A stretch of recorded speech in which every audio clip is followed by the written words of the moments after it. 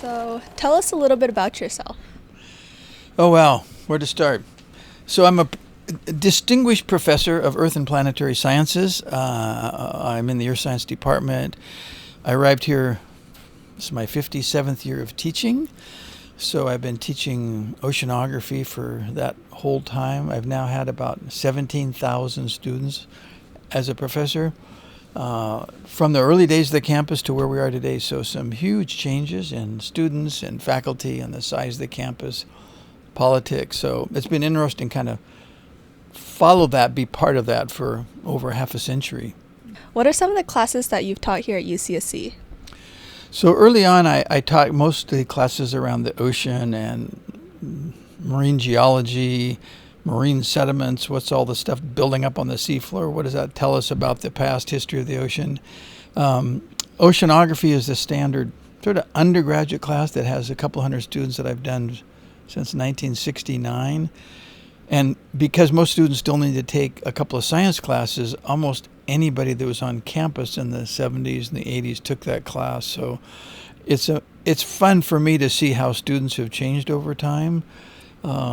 Maybe 15 years ago, I had a student who came in and said, my mom and my dad took your class. And then somebody said, my aunt and my uncle took your class. And then someone said, my grandmother took your class. So there's this interesting history. And my first students are now in their mid-70s, which is hard for me to kind of get my head around because you see these pictures, you remember them as they were as a student when they were 18, and now they're 70 years old and say, well, what happened? But it's just the fun for me of being part of the campus history and seeing how things change over time.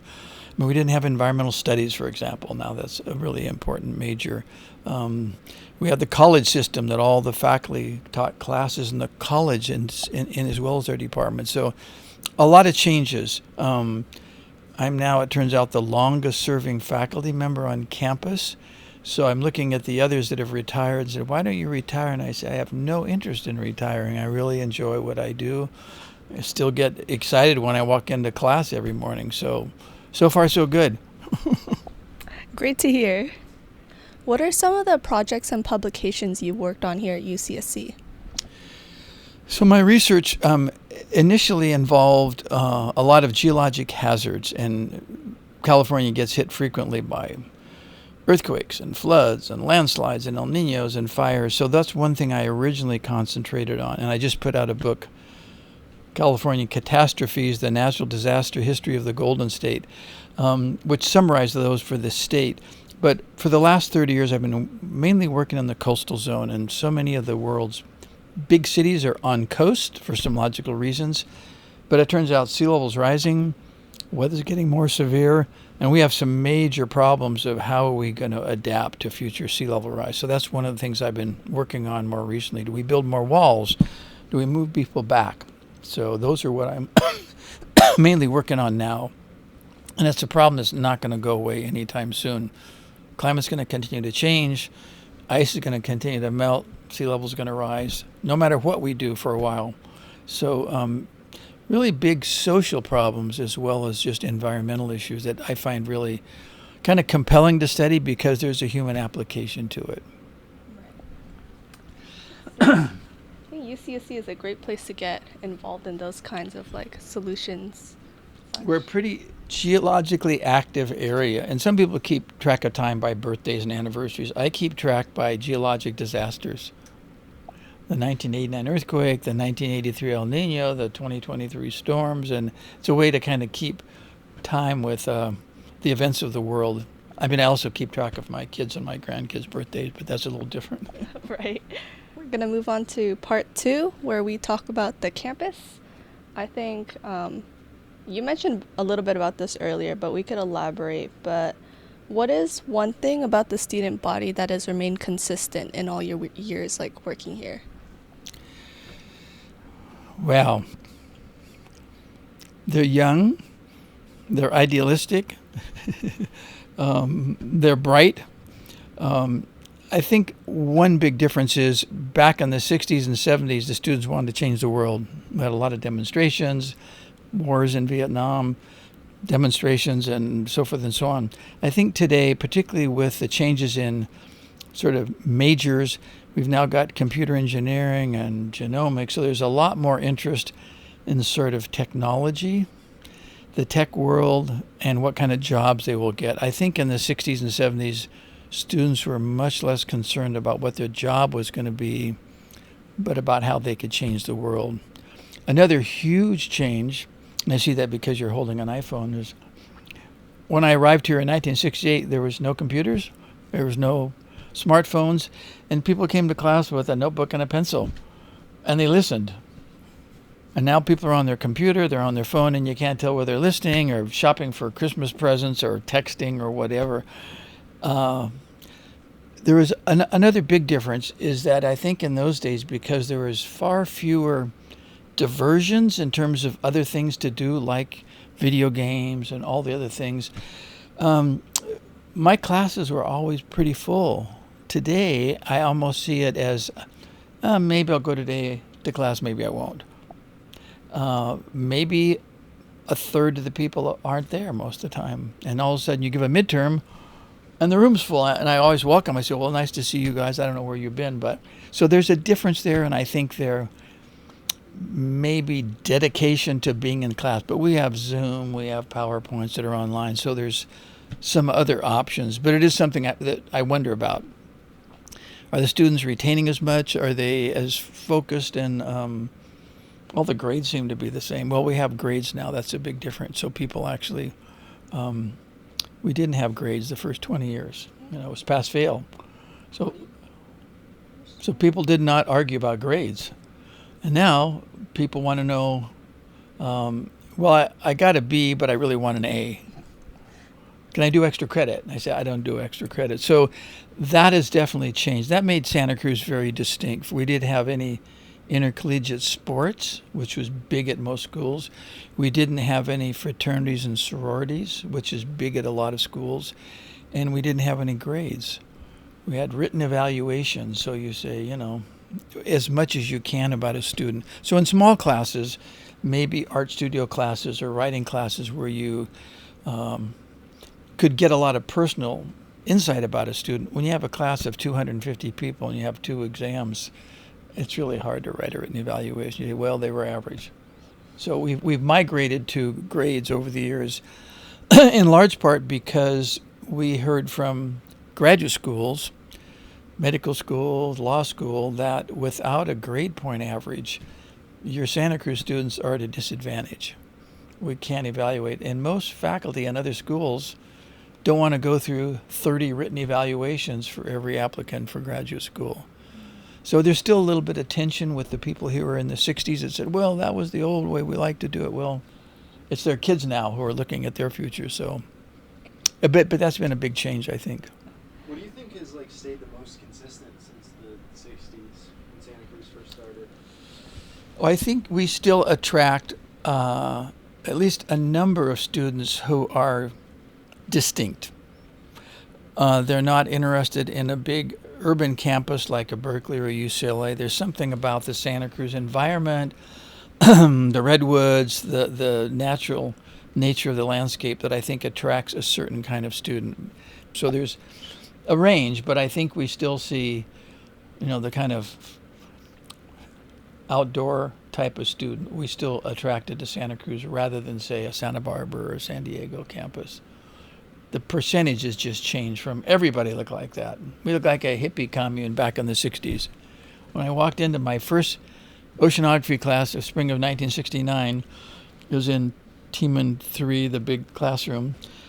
Everybody had long hair. There was dogs. It smelled like patchouli oil, which is sort of the hippie smell. And I walked in with a coat and a tie, never having taught a class before. And we didn't have PowerPoint, so I used colored slides. I used a blackboard. I drew pictures. I was right out of graduate school. I was 24 years old when I got here. That was kind of I loved it. And at the end of the class, I thanked them. I said, this is the first time I've ever taught. This is a challenge for me, but I hope you got something out of it. And they all stood up and clapped. I went, wow, okay. This is fun, and still I'll get classes where students will clap at the end, which is that kind of reassuring feeling that they got something out of it. It was worth it. But that was my first class, and it was this resounding some kind of voice of approval that made me feel like it was all worthwhile. And I still feel that 57 years later. or I would have Yeah. retired. I was gonna say you wouldn't be here probably. Right. Yeah. 57 years. Wow. Yeah. That is an exceptional long time. Minute. Okay. I don't know, you may know John Laird, he's our state senator, who was a student here in the early years. And I was with him, I don't know, 10 years ago, we were talking to a guy, he was the mayor of Carmel at the time, and he was introducing me to him, a guy named Jason Burnett, and he says, you know, half the people living in California today were born after Gary started teaching here. And I went, why would he say something like that? And then I looked it up, and that was sort of the age pyramid. And now, 3/4 of the people living in California were born after I started teaching here, which just gives you a perspective that's interesting. You see every day. Yeah. For students, what are some of the ways that a student can stand out? What I tell students, and I do a second class this afternoon called Earth Science Mentorship, and it's for juniors and seniors who are kind of looking past graduation. We talk about graduate school. One of the things about graduate school application, you need letters from 3 professors. I say, it's not in your best interest to sit in the back row and hope nobody ever recognizes you. You don't want to hide. And it's the students who come up after class and ask questions. Good questions. People that sit in the first 3 or 4 rows in a big class that start to sit in the same places. Some come into office hours. So to stand out somehow that you care a little more, that you're interested, I notice that. And I get a lot of requests for graduate school letters or for job applications. When somebody comes in that I've never seen before, excuse me, and all I have is a grade in an exam, it's really hard to say very much about them. So I say you really want to, get to know the professors in your classes as well as you can, even if it's a big class, or the teaching assistantship. So do something to stand out. Ask questions, be interested, rather than sitting in the back with your phone and hoping nobody sees you. But because when you finish here, no matter what you do, if it's a job, if it's graduate school, you always got to have letters of recommendation. Even if you want to rent a house, sometimes they want a reference. So to the degree that you can get to know some of your professors well enough to ask that, and then also do well in the class. I mean, if you're a D student, that's not going to be very helpful either. So do something to let them know you care about the class, you're interested in it. Makes sense. Thank you. What is the best piece of advice you've received that you would recommend to others? Specifically students, I guess. Whoa. Well, one of the things I think that's really important that I tell students who are thinking about their career is find something you really have passion about, because if people don't have passion about it, they're never going to do that well. When I finished graduate school, I had 2 opportunities. One was to go to work for an oil company in offshore oil. This was in the 60s. And the other was all set to go to Houston with what's now Exxon Mobil. It was Humble Oil at the time. And I got a call from the guy that I had studied with at UC Santa Barbara as an undergraduate who had come here to start this new department. And he said, "Gary, I think we have a job for an oceanographer." So I was the first oceanographer hired. But that decision, I had the opportunity, and I wasn't going to let that, go. I would have been a totally different person, totally different life. I would have gone to Houston in the oil industry. But I think finding that thing that really inspires you is what's going to be. I mean, I'm big on proverbs. I have lists of them I often put on the board, like, in a battle between you and the earth, bet on the earth. Tons of them from Winston Churchill. Sometimes it's not enough to do your best. Sometimes you have to do what's required. And I think about that often with what people are doing in their daily lives. I know those are a few ideas, but we could go on forever on proverbs. Obviously. Do you have any interesting ones you'd like to share? Oh, well, a lot of them, but another one is whether you think you can or you think you can't, you're right. Well, I have a student I had in a class that we really connected. He's now just asked me to do a letter for a PhD graduate program. He finished his master's degree in writing, and he was so moved by it, he got me a whole book of quotations. And then he wrote in there about how I was, for him, the ideal professor because I was here for office hours. We could talk and go beyond. And he comes from a really fascinating background. His father, his grandfather, wrote the book on cell biology. He was the president of the National Academy of Sciences for 2 periods, and he also was the editor of Science magazine. So I think he had some family background. Grew up in Berkeley, but just is so motivated. And he sent me this list of this huge book of proverbs and quotes from people that there's. I have another, and I used to put one on my answering machine every day. And then people would say, "Whoa, I didn't want to talk to you. I just wanted to hear the message of the day." And so, What do you think every student should experience in college?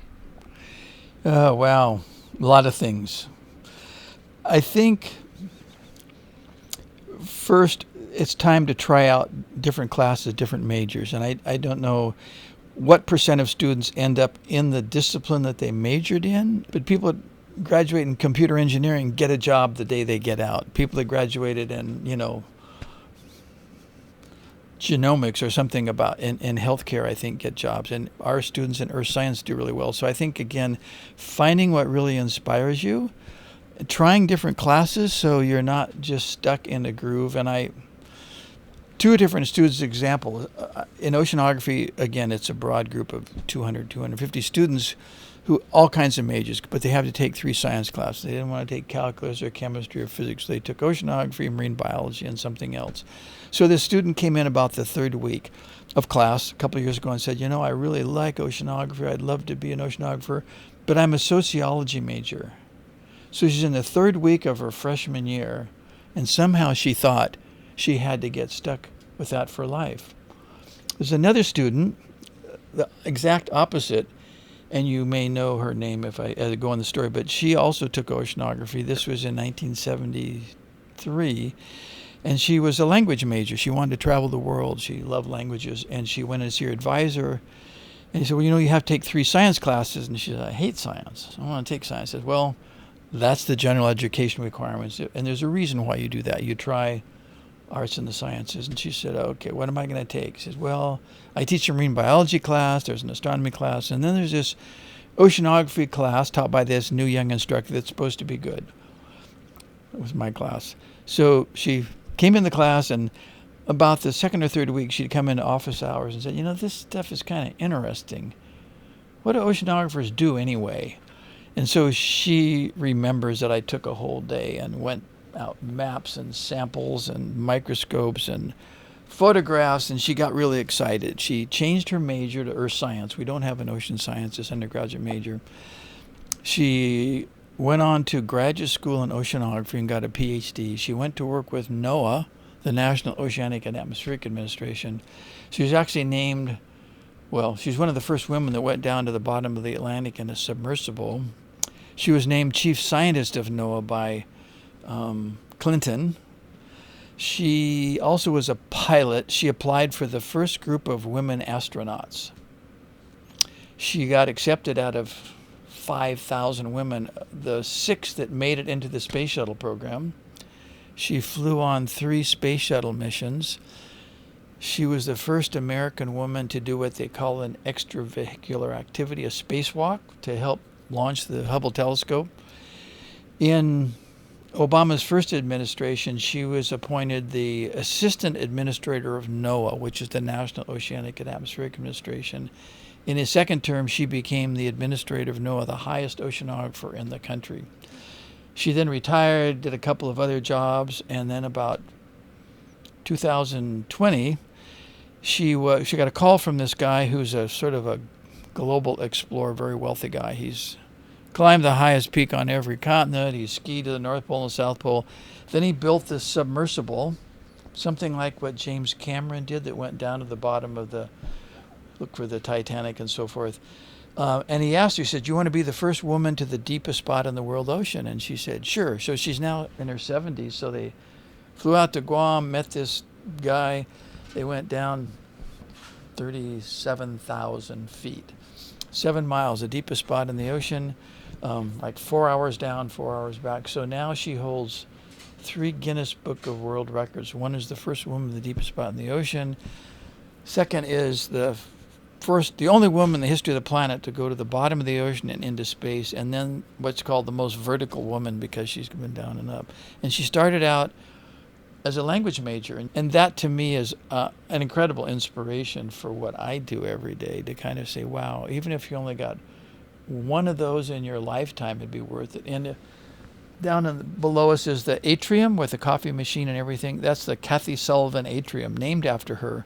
And there's a poster on the side of her up in the space shuttle, and she took a little flag she brought back. So we still keep in touch regularly, but she just is a incredibly intelligent, accomplished woman, but came out of another major. But she found what she had passion for and did extremely well on it. So, and there's a lot of other things you should do. You should get out of your dorm room, get out of your room, walk around the campus, go down along the coast, see what else we have here to offer, and don't be afraid to go to whatever art exhibits or talks and things you may not be interested in. Find out, well, I am interested in that.